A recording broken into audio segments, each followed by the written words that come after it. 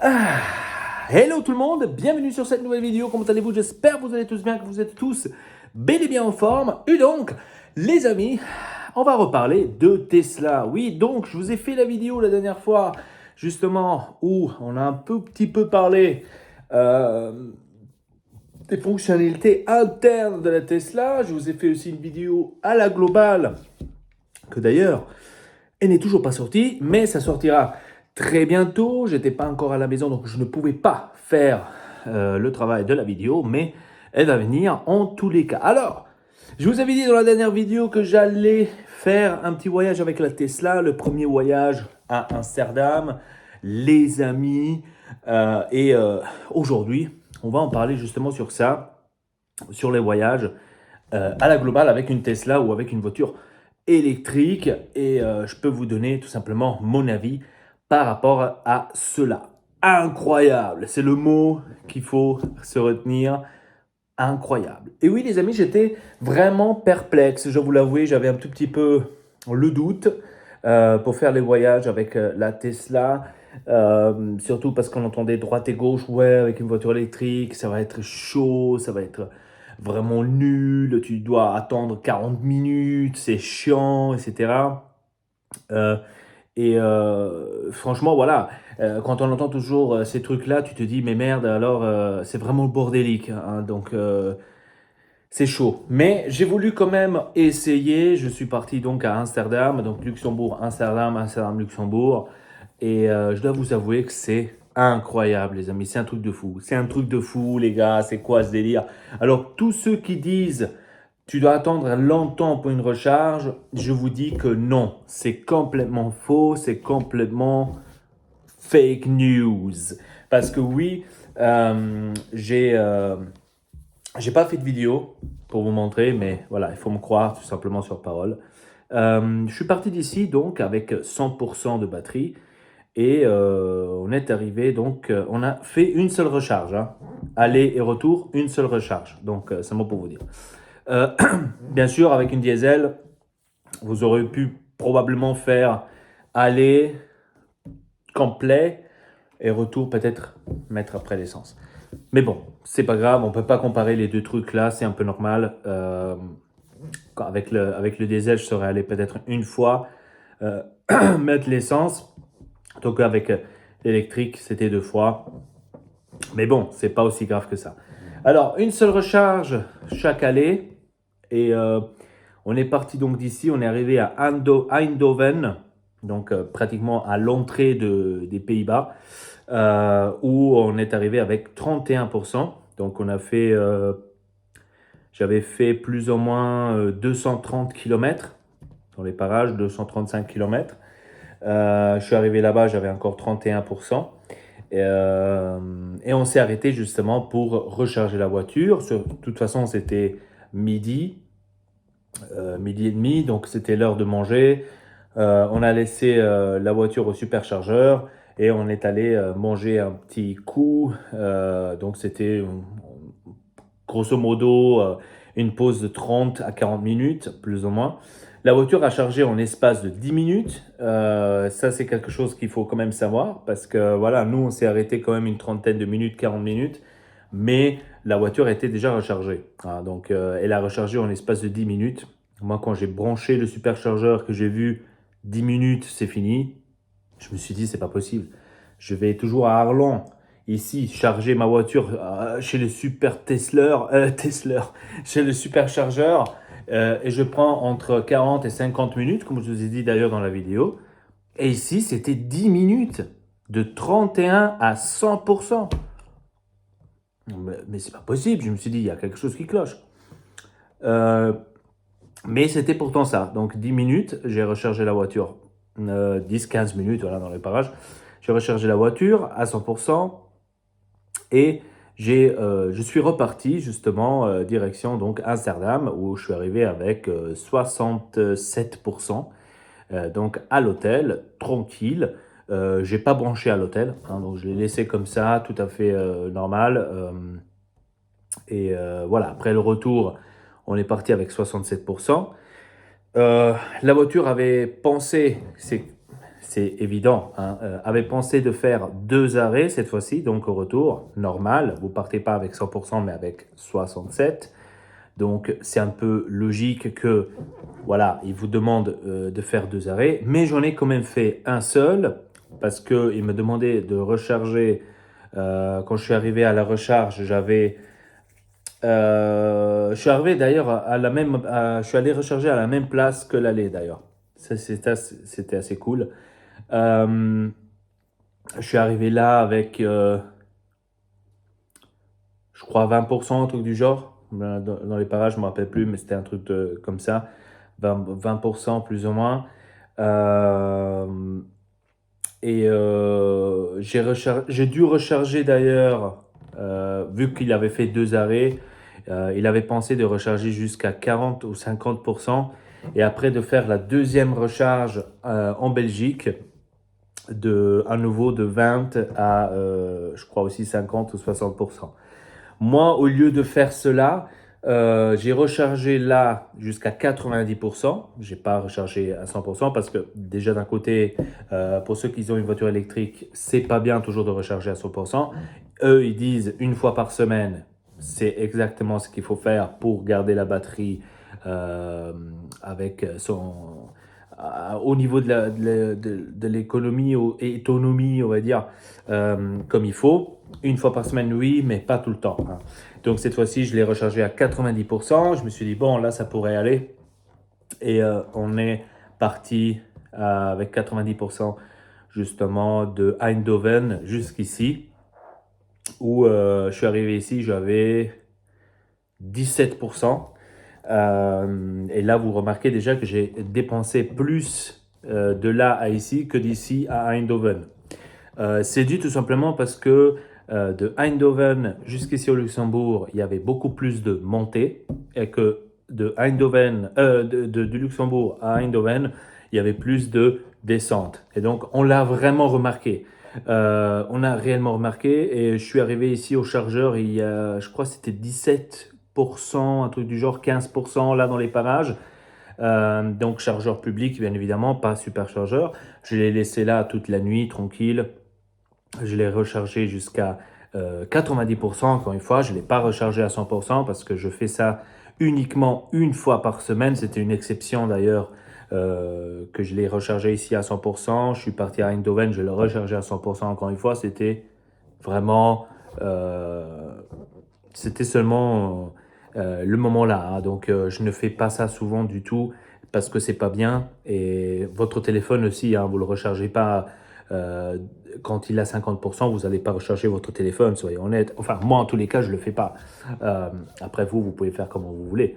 Mais en tous les cas, moi je le fais pas. Et donc avec la voiture, la même chose. Là, j'ai rechargé à 90%. Hier, j'ai dû faire des trucs, des courses, etc., etc. Aujourd'hui, je crois que je suis à 47%, un truc du genre, 50%, ça va. Donc, je dois vous avouer que les voyages, c'est vraiment incroyable, hein. Surtout l'autonomie de la batterie tient énormément. Franchement, j'étais perplexe, hein, parce que quand je roule en fait seulement ici dans le pays, au Luxembourg, quand je vais au travail et à la maison, ou quand je sais pas, je vais aller chercher Ortex, quand on va aller manger quelque chose, etc. La voiture consomme beaucoup plus. Mais quand tu fais des voyages comme ça, beaucoup plus lents, hein, on va dire ça comme ça, la voiture, elle est beaucoup plus économique, hein. Et ça, je dois vous l'avouer que j'ai remarqué. Parce que quand je suis arrivé en fait à Eindhoven, que j'avais 31-32%, il avait dépensé justement d'ici jusqu'à là 70% plus ou moins, 68-69%. Et j'ai fait quand même 240 km et il me restait encore 31%.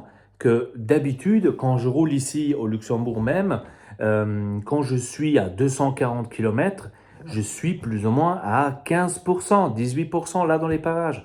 Donc c'était quand même, on voyait quand même qu'il y avait une énorme différence d'autonomie quand tu fais une plus longue route. Après, ça se peut, et là je tiens, déjà je suis pas sûr si c'est peut-être à cause de ça. Je dois aussi avouer qu'il y avait beaucoup de descentes, donc ça se peut que ça faisait aussi la chose. Pourquoi est-ce que c'était comme ça? Je ne le sais pas. D'ailleurs ici, J'ai beaucoup de descentes, comme j'ai aussi beaucoup de montées. Donc, on va dire ça varie aussi comme ça pour l'autonomie. Mais il faut avouer aussi que, par exemple, quand j'avais ma voiture thermique, donc l'Audi en diesel, j'avais la même chose. Quand je roulais, quand je suis allé justement en Italie l'année passée, avec un plein, je pouvais faire pratiquement 900 km. Quand je roulais ici, je faisais à peine 700.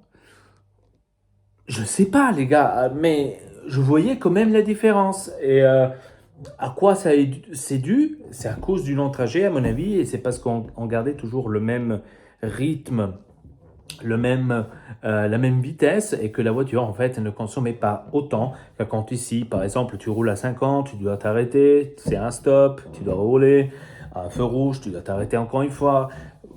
Il y a toujours comme ça, voilà, l'arrêt et le départ, l'arrêt et le redépart. Donc, c'est là que tu consommes le plus. Enfin, je dirais que c'est à cause de ça, en tous les cas. Niveau, niveau fatigue, euh, là par contre, je dois vous avouer que j'étais pas fatigué du tout parce que l'autopilote faisait son travail, faisait son job. De Luxembourg jusqu'à Amsterdam, l'autopilote était nickel. Nickel, les gars, nickel. Franchement, l'autopilote a fonctionné d'une manière incroyable. Et j'ai remarqué qu'en fait, quand vous êtes sur la voie de droite et qu'une voiture est sur la voie de gauche, l'autopilote ne dépasse pas la voiture de gauche. Ça, je l'ai remarqué. Et d'ailleurs, aux Pays-Bas, même pas eux, ils ne le dépassent pas. Donc, si vous restez sur la gauche et que eux, ils sont plus vite que vous, ils restent vraiment comme ça, derrière vous, juste qu'ils voient et que vous vous mettez de côté. Alors là, ils vous dépassent. Ah, c'est quand même surprenant. Hein. Donc, je ne me l'attendais pas parce que je suis habitué ici. Hein, on roule comme n'importe comment, on dépasse n'importe comment. Mais là, ils se sont tous tenus comme ça. J'étais vraiment choqué. Et même l'autopilote, justement, il ne dépasse pas de droite. Hein. Donc ça, j'ai remarqué. Je ne sais pas si c'était à cause de la mise à jour qu'il y a eu ou c'était toujours comme ça, je ne sais pas. Et une autre chose que j'ai remarqué aussi avec l'autopilote, c'est que désormais, et j'avais parlé justement sur la vidéo où elle n'est pas encore sortie, mais désormais, les amis, l'autopilote vous descend à la vitesse conçue. C'est-à-dire, mais trop tardif, ça d'ailleurs il faut le dire aussi. C'est-à-dire que quand vous arrivez, par exemple, vous roulez à 100 et que vous arrivez dans une zone de 80, eh ben, l'autopilote reconnaît que c'est 80, et ben, il vous freine à 80. Donc, il continue plus à la même vitesse. Ça, d'ailleurs, j'avais ça au début. Hein, donc, je ne sais pas si c'est maintenant à cause d'une mise à jour qu'il y a eu récemment ou quoi que ce soit. En tous les cas, maintenant, dès qu'il voit que la vitesse descend, eh ben, l'autopilote, il vous freine automatiquement à la vitesse qu'il y a écrit. Donc, ça, j'ai trouvé quand même assez fabuleux de le voir, cette petite, on va dire, amélioration de la part de l'autopilote. D'ailleurs, j'ai eu une mise à jour hier. Je ne sais pas ce qu'il y a eu comme nouveau. J'ai vu quelques news que d'ailleurs, très très bientôt, il y aura la Tesla Vision. Je vous ai parlé aussi dans la vidéo que n'est pas encore sortie, la Tesla Vision. C'est pour se mettre dans le parking, enfin, pour mieux se garer. On a les ultrasensors là qui vont s'activer avec les caméras, quoi que ce soit. Donc voilà, pour toutes les voitures qui n'ont pas de radar de stationnement, on aura le Tesla Vision. Donc comme je l'avais annoncé d'ailleurs dans la vidéo, à ce qui paraît, ça va être pour très bientôt. Pour tous ceux qui n'ont pas les radars de stationnement, voyons voir, voyons voir. J'ai même lu là, enfin j'ai même entendu maintenant aussi que non, c'est en fait pour certains qu'ils ont même le package, je sais pas quoi. Ça par contre, s'ils font ça, euh, c'est pas juste. Je vous l'avoue. J'espère qu'ils ne font pas ça parce que ça, ce serait le scandale de l'année. Parce que les autres aussi, ils n'ont pas de radar de stationnement. Et tu vas pas m'obliger de me prendre l'autopilote amélioré pour que je puisse avoir le Tesla Vision. Parce que ça serait vraiment de l'énorme foutage de gueule. Ou soit tu me donnes après un bon pour aller chez le garage Tesla pour me mettre justement les radars de stationnement, vu que tu peux pas me mettre la Tesla Vision. Ou sinon, tu me mets la Tesla Vision comme tout le monde. Hein. J'espère que ça, c'était plus une fake news que la réalité. Parce que si là, tu me mets la truc, non, en fait, il faut que tu as l'autopilote amélioré pour avoir le Tesla Vision. Là, je suis pas d'accord. Donc là, il faut quand même changer un tout petit peu la donne. Hein.